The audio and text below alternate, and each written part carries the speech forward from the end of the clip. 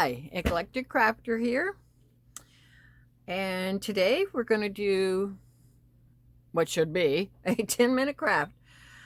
And it's going to be a small drawstring pouch for my niece to carry coins in. She just wanted something to throw some coins in. And these are actually two pieces I had, so they're not exact, but 12-inch drawstring. This is just under 12 inches, but I've got two of them, one for each side. Okay. And I've got 4 pieces of fabric that are not even, there we go, 4 1/4. Okay, by 6 1/2. This one is a little, we're going to sew the bottom of these two together. I will tell you, if you look real close, you can see, but for brevity's sake in the tape, yes, I sewed it together without looking at it and had to take it apart. But a true 10-minute craft, gonna have to cut the bloopers out. So we're gonna sew this in together. This is the inside end. Make sure you've got your two right sides together. Do as I say, not as I do.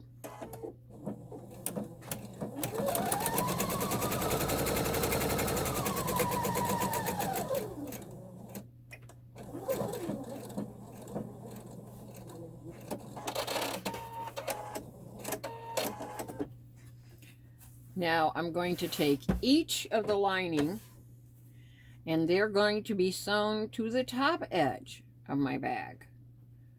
All right, top edge.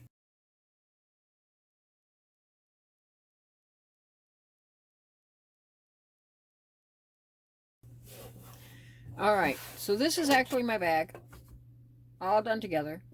We're going to have our strings through here, okay?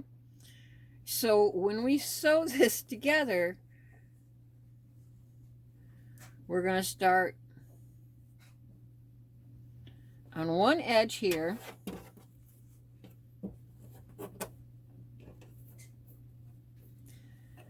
On the bottom, we're going to leave a gap because I want to be able to turn it. And again, we're doing 1/4 inch seams.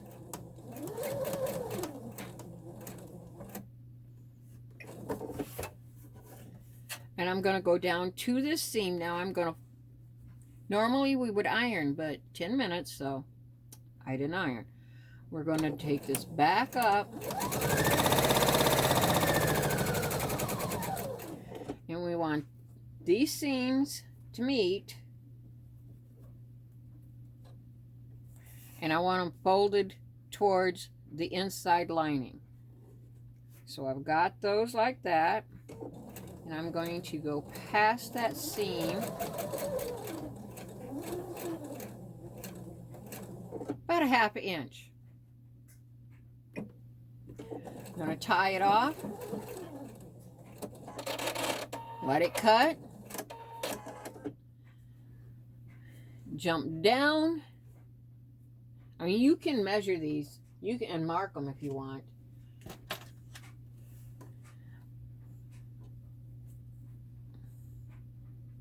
Go down 1/2 inch. There's a mark. Okay. I want to sew it a 1/2 inch. Go down another 1/2 inch. Can't see it because it's on black. I'll put it on this side. There. I don't worry about pencil because, well, for one thing, it's on the inside and it'll wash out. But that's me. If you're uncomfortable with it, don't use it. Okay. And now I'm going to sew to the end.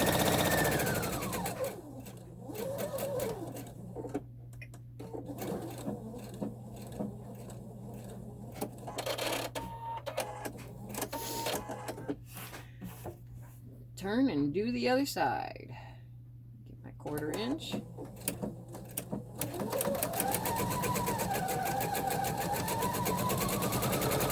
I'm only going to go to that mark I made.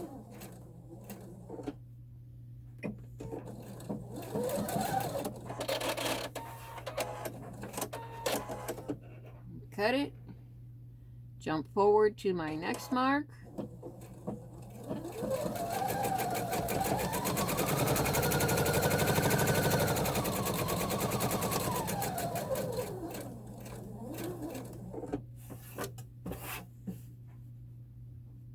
and if you turn it too soon, see, I turned one stitch too soon, just go back. It's really just flipping it back. Now we're going to go in again just an inch, and I'm going to do my tie off and trim. Okay, now I'm going to trim my corners so I'll get nice crisp corners. If you iron all this after you turn it, it will look much neater and more perfect.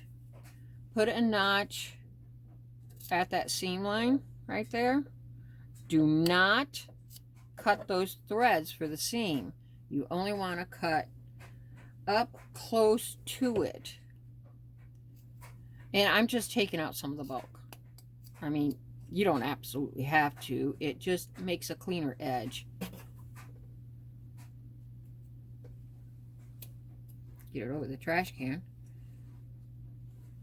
All right, and then my other corners. We will trim them close but not crossing. Close but not crossing. Now, you know how when you're sewing, you trim up all your threads and such. If it's going to be in the middle, you don't really have to. Just saying. Those things they taught you in home ec, yeah, they're getting paid to teach y'all that. And they got to stretch it through the whole hour, so, or 40 minutes. Lord, I bet it's more like 20 minutes now. I remember my home ec. I don't think I ever had a home ec teacher that wasn't mean. I don't think they liked their job. But that was a long time ago, so hopefully things are different now. I just use my fingernails. You could use just about anything. We're going to get that turned around.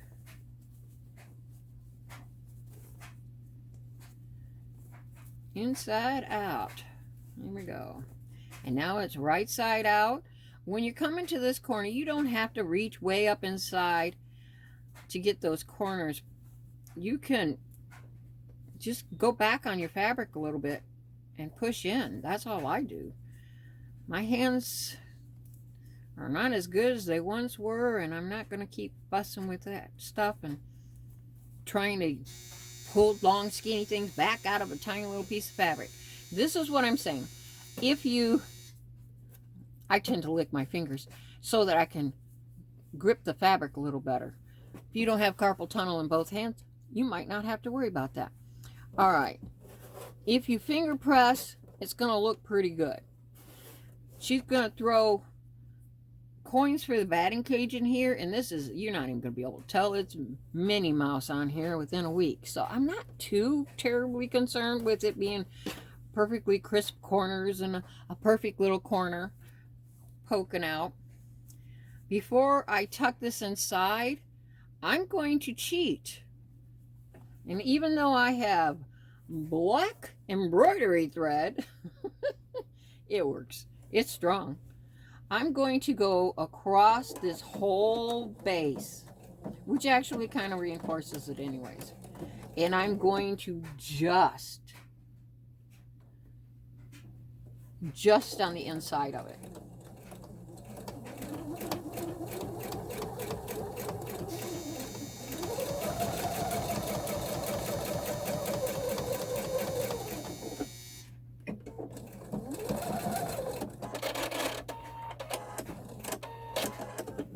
And boom, that is done.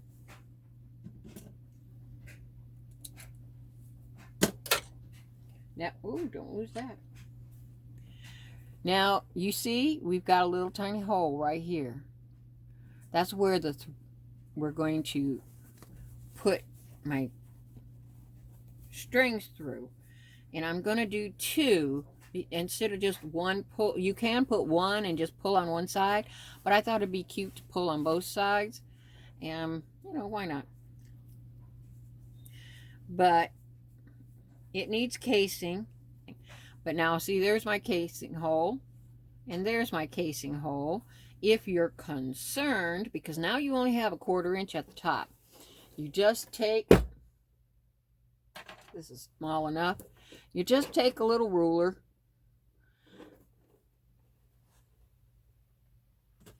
and let's see if I can see this. This is a chalk line. Put a little line on there. I'm going to turn it. There we go. Line this up. Finally saw it. Yeah, this is not a 10-minute video or a 10-minute craft. I guess when you're doing it on a video, everything takes longer. But this will only take you 10 minutes. Especially if you just use some scraps and make it whatever size. But they make nice little pouches. And they're handy. But we're going to take and we're going to sew. Wow! Don't sew it down like that. We're going to sew this line. Okay, and now we're going to take this little thing. Sorry, I had to take my embroidery hoop off. The attachment, you can sew with it on, but it also can be awkward at times. So now we do not want to sew the front to the back, and we do not. So I'm just making sure it's kind of standing up and the ends are where I want them. If you make this big enough to go around here, you make a bigger pouch, you can slide it right over your pre-arm. I'm making a tiny little pouch, so I could have done this differently and had seams on the insides, and the casing would have been a lot easier, but I just didn't want any seams sewing. I know it's silly, but I didn't. So it'll take me a couple minutes longer to sew it together, but it's not a big deal. It'll look really cute when it's done, and it'll have a casing. I could have put no casing in it at all. That would have worked too. But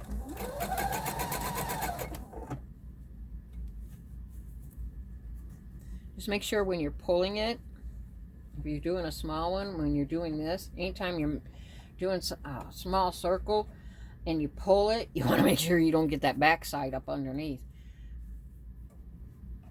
So I would rather take a little longer getting it all together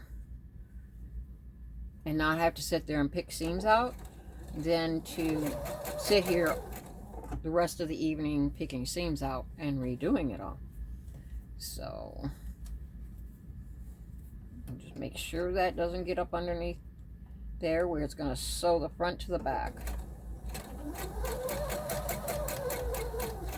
If your fingers are more cooperative than mine, this will go a lot faster for you.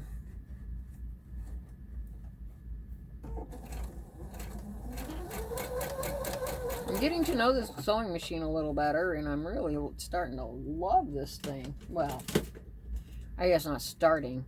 I loved it as soon as I saw it. It's purple, come on. But it is rather extreme. I don't know why. We always have to have so many extras. But yes, I fall for that too. I want it all. I want it all. That commercial's always stuck in my head, I swear. Alright, getting the second line in is the same as the first. Just make sure you're past that casing. And since I drew the line on the one side, that's where I'm starting at. And then I'm just judging. Once for the other side, I just try to make sure the distance is the same distance. Alright, our 10-minute craft, which is probably going to take, 15-20 minutes doing it on camera, is almost over. So, well, that thread looked like caca. Oh my gosh, they don't use that word anymore, do they? Caca. Alright. Oh, my little doodads for sliding it through. A bobkin. Bobkin. So, you take this little bobkin. I haven't used one in years. I usually use the safety pin because it's usually elastic, but this is a cording I got in the ribbon aisle, believe it or not, at Walmart's, that I've got. It works quite well for this. So it's got little teeth. You get it inside. You slide this up so that it clamps it tight. You stick it in. It's longer than the bag is wide. The trick is getting past the little fold of fabric. Once you can get in that hole, voila! And now I can pull it right out.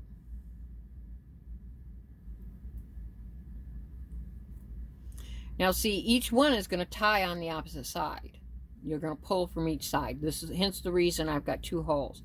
This one, I now have to turn around and slide it. And I probably shouldn't roll it out. There we go. That wasn't hard at all. So I want both of these ends out on this side. Slide that little loop back. See?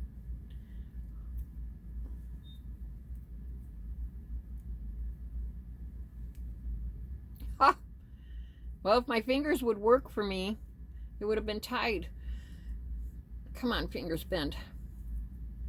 I'm going to just tie a knot in it. And I am going to take a lighter afterwards. Oh, there we go. I think I've got it good and pulled. Now you can leave it with one.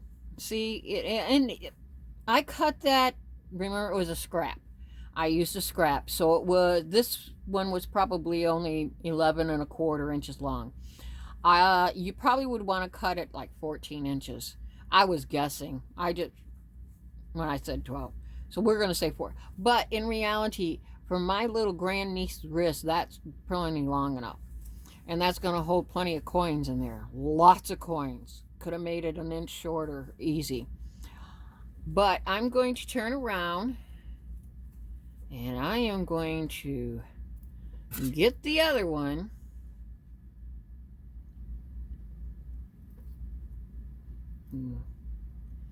Get it. I want it in the middle of the teeth. There we go. Get it in my teeth on my bobkin. And because I want the tails, the knot hanging out this side, I'm going to go in from this side. Your end will be left at the end.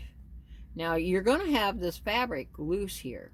See? And I didn't finish the edge off or anything.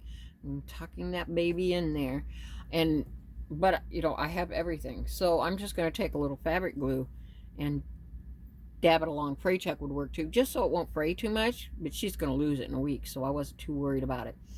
If you're making this for keeps, you're going to want to zigzag across that seam or the edge of that fabric where we don't seam it, just so it won't fray. Okay? Now, we got to be careful we don't pull that in, and it's a little, we've got a knot in our way here, so there we go. That worked. Yes, definitely cut your cording at least 14 inches for a 4x6 bag. Yes, I got to get around that other cord in there, so it's going to take me just a second longer this time. Pushing on that cord, I know I'm out of your light, but I'm getting it closer to my old eyes.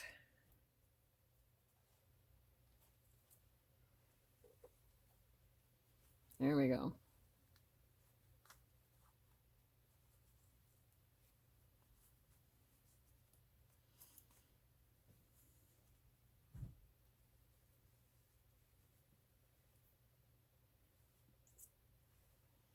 That's my bobkin back in its little spot.